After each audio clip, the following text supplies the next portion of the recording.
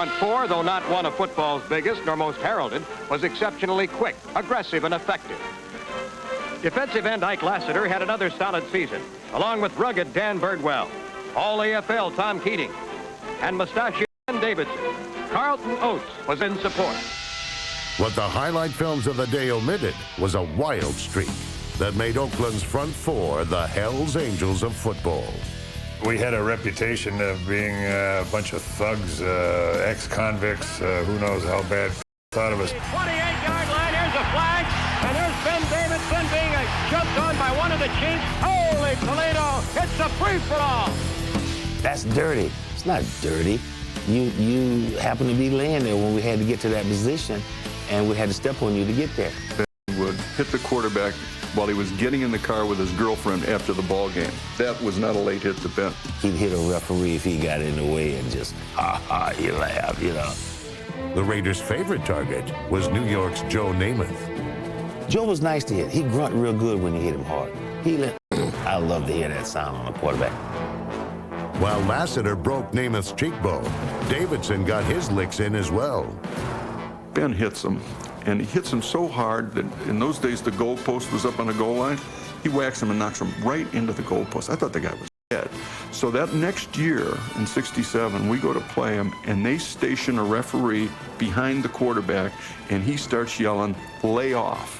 The officials were yelling at us, "Don't touch him, leave him alone." And I mean, that's not their job. Their job is to reach back and throw a flag when you do it. The Raiders were accused of being dirty.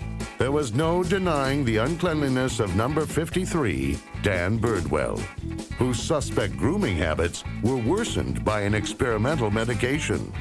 DSMO makes you smell like oysters. And he'd get in the hole, and everybody in the hole just move away from Birdie and just let him stand there by himself. Danny was covered with hair. He had hair from his knuckles to right where his hairline was right here, and his body was covered with hair. Looked like he was wearing a sweater almost. His roommate kept saying, you know, my toothbrush stays wet all the time. Birdwell was using it too. He'd come out of the shower, he'd slap all this hot shaving cream on him, and he'd go like this. Wham, wham, wham, wham. Now all the cuts would start. And walk out bloods everywhere. Now this went on every game. Some of the Raiders may have smelled bad, but they all ate well, as a guest of gourmet Tom Keating. Gourmet is nothing but a social pig. Remember that. Keating lived high on the hog, a Renaissance man who enjoyed the finer things in life. One of the great years, 1964, Chateau Margaux.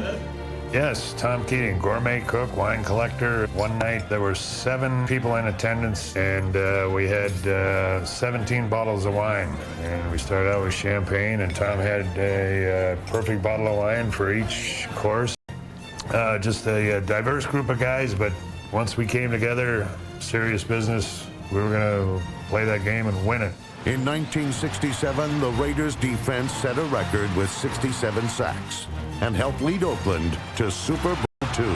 It's not too many people can say they had that many sacks. It's not too many people say they can play a football game and a team come out minus yards for a game. We were about as good as you could get for a 3-year period. I mean, we were just knocking them down right and left. You were a team, but you were allowed to be different people. All they really wanted you to do was play football. It was just fun. We had a lot of fun doing it, on the field and off the field.